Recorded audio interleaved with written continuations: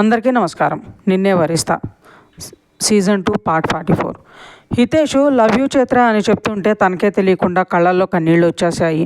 చిత్ర, ఏమైంది సార్, ఎందుకు మీ కళ్ళల్లో కన్నీళ్ళు వస్తున్నాయి? నేనేమైనా మిమ్మల్ని హర్ట్ చేసేలా బిహేవ్ చేశానా అని కంగారుగా అడుగుతుంటే హితేష్ నవ్వి, అలాంటిది ఏం లేదు, ఎప్పుడు నా గురించే కాకుండా కాస్త నీ గురించి కూడా ఆలోచించి టైంకి తింటూ హెల్తీగా ఉండు అని. ఎక్కడే పడుకుంటావా లేక మన రూమ్కి వెళ్దామా అంటాడు. చిత్ర, మీరెక్కడుంటే నేను అక్కడే ఉంటాను సార్. చాలా రోజుల తర్వాత మీరు మళ్ళీ ముందులా ప్రేమగా ఉంటున్నారు నాతో. అందుకే ఇన్ని రోజుల బాధని దూరాన్ని పోగొట్టుకోవాలంటే మీతోనే ఉండాలి. మీ ప్రేమని క్షణం కూడా దూరం చేసుకోవటం నాకు ఇష్టం లేదు అంటుంది. చిత్ర అలా అనగానే ఇన్ని రోజులు తనని ఎంత బాధ పెట్టాడో, తను ఎంతగా తన ప్రేమను కోసం తప్పించిందో అర్థమవుతుంటే తనెంత తప్పు చేశాడో తెలిసొచ్చి, ఐఎమ్ సారీ బేబీ, ఇంకెప్పుడు నీతో అలా బిహేవ్ చేయను, నిన్ను బాధ పెట్టను అని బాధగా చెప్తుంటే, చిత్ర, నేను మీ ప్రేమని ఎంత మిస్ అయ్యాను అని చెప్తున్నాను సార్. అంతేకాని మీరు ఇలా బాధపడతారని తెలుసుంటే అసలు చెప్పేదాన్నే కాదు అంటుంది హితేష్ భుజం మీద తలపెడుతూ. హితేషు, నేను కూడా నిన్ను చాలా మిస్ అయ్యాను బేబీ. నేను అలా చేసుండకూడదు అని ఫీల్ అవుతున్నాను అంతే. ఇద్దరం కూర్చుని మాట్లాడుకుని నీకు అర్థమయ్యేలా చెప్పుంటే సరిపోయేది. నీ గురించి తెలిసి కూడా నేనే పిచ్చిగా ఆలోచించి అలా దూరంగా ఉంటూ నిన్ను బాధ పెట్టడమే కాకుండా నేను కూడా బాధపడ్డాను. ఐఎమ్ వెరీ వెరీ సారీ బంగారం అని తల మీద ముద్దు పెట్టి, మనం మన రూమ్కి వెళ్దాం పదా అని పైకి లేచి తను ఎత్తుకోవడానికి చూస్తుంటే, చిత్ర, నేను నడుస్తాను సార్ అంటుంది సిగ్గుపడుతూ. హితేష్ నవ్వి, నిన్ను ఇలా ఎత్తుకోవటం నాకేం కొత్త కాదు కదా, నువ్వు నీరసంగా ఉన్నావు బేబీ, అందుకే తప్పదు. నువ్వేగా అన్నావు నా ప్రేమను మిస్ అయ్యాను అని, అందుకే ఇలా చూపిస్తున్నా అంటూ తన చేతుల్లో తీసుకుని రూమ్ బయటికి రాగానే అప్పుడే లోపలికి వస్తున్న మధుర గారు, మహేంద్ర గారు వాళ్ళని చూసి కనులు ముడేస్తే హితేషు వాళ్ళని చూసి, తను మా రూమ్కి తీసుకెళ్ళమంది మా అంటాడు. మధుర గారు, ఈరోజు ఇక్కడే నా రూమ్లో నాతోనే ఉంటుంది, రేపు హాస్పిటల్ నుండి వచ్చాక కావాలంటే నీ దగ్గర ఉంటుందిలే అంటారు సీరియస్గా. హితేషు, మా ప్లీజ్, అది పక్కన లేకుంటే నాకు నిద్ర పట్టదు. తనని నేనేమీ బాధ పెట్టను, ఇబ్బంది పెట్టను, ప్లీజ్ అర్థం చేసుకో అంటూ రిక్వెస్ట్ చేస్తుంటే చిత్ర కూడా ప్లీజ్ అన్నట్లు మొహం పెట్టగానే మధుర గారు, సరే జాగ్రత్త అని వార్నింగ్ ఇచ్చినట్లు చెప్పగానే హితేషు, థ్యాంక్స్ మా, లవ్ యూ అని చెప్పి తనని తీసుకుని వెళ్తుంటే చాలా రోజుల తర్వాత వాళ్ళిద్దరినీ అలా చూసిన మధుర గారు, మహేంద్ర గారు కూడా చాలా హ్యాపీగా ఫీల్ అవుతారు.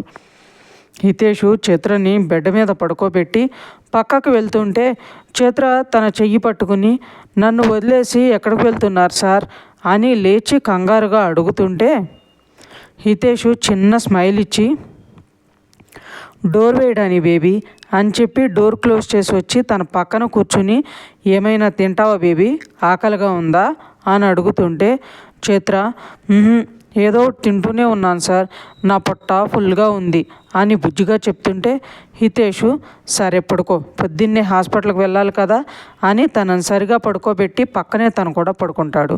చిత్ర హితేషు గుండెల మీద చేరి తల పైకెత్తి, సార్ నేను మిమ్మల్ని ఒకటి అడగనా అంటుంది భయంగా. హితేషు చిత్ర వైపు చూస్తూ, అడుగు బేబీ అంటాడు.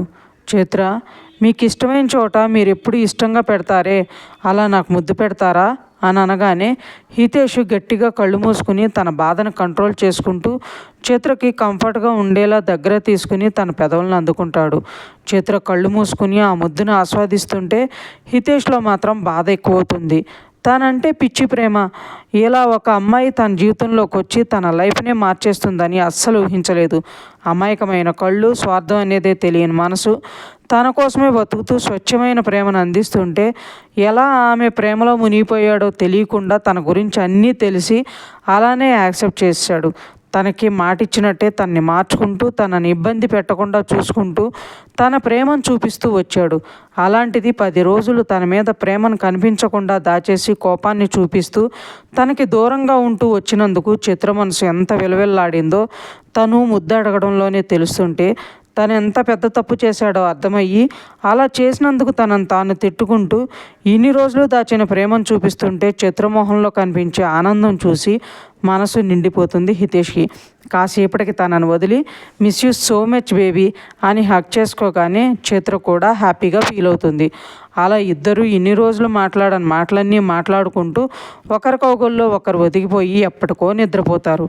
టైము 9 అవుతుండగా డోర్ చప్పుడుకు మెలకు వచ్చిన హితేష్ కళ్ళు తెరిచి మొత్తంగా తన మీద పడుకుని హాయిగా నిద్రపోతున్న చిత్రం చూసి ఎన్ని రోజుల తర్వాత ఇలా పడుకున్నావో కదా బేబీ అనుకుని తన నుదుటి మీద ముద్దు పెట్టి తనని సరిగా పడుకోబెట్టి వెళ్ళి డోర్ ఓపెన్ చేస్తాడు.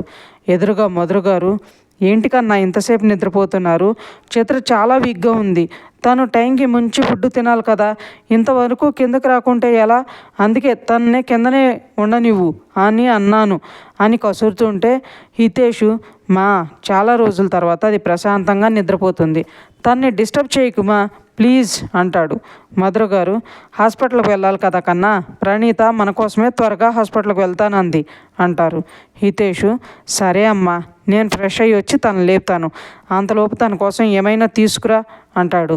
మధుర గారు, త్వరగా కానివ్వు అని చెప్పేసి కిందకి వెళ్ళిపోతారు. హితేషు ఫ్రెష్ అయ్యి చిత్రను లేపి తనే దగ్గరుండి తనని జాగ్రత్తగా రెడీ చేసి కిందకి తీసుకుని వచ్చేసరికి మధుర గారు అన్నీ రెడీగా పెడతారు. హితేషు పక్కనే కూర్చుని చిత్రకి తనే తినిపిస్తుంటే, చిత్ర నేను తింటాను సార్, మీరు తినండి అంటుంది. హితేషు, నాకు తినిపిస్తున్నప్పుడు నేను కూడా అదే చెప్తాను, కానీ నువ్వు ఉంటున్నావా, కామ్గా తిను అని తనకి తినిపించేసి మా స్టార్ట్ అవుదామా అని అడగగానే మధుర గారు, కన్నా నేను రెడీనే, నాన్న కూడా వస్తానన్నారు, నువ్వు కార్తీయ ఆలోపు నేను నాన్నని పిలుచుకుని వస్తా అని చెప్పగానే హితేషు చిత్రను పట్టుకుని బయటకు తీసుకెళ్తుంటే చిత్ర, నాకు ఇప్పుడు బాగానే ఉంది సార్ అంటుంది. హితేషు, అందుకని నేను నిన్ను ఇలా పట్టుకోకూడదా అంటాడు.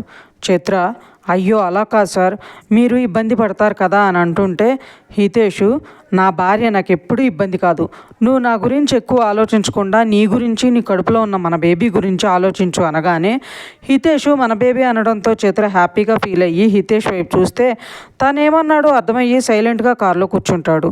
ఇంతలో మధుర గారు మహేంద్ర గారు వచ్చేసరికి హాస్పిటల్కి వెళ్తారు. చిత్రను తీసుకుని లోపలికి వెళ్తుండగా హితేష్కి సౌమ్య కాల్ చేస్తుంది.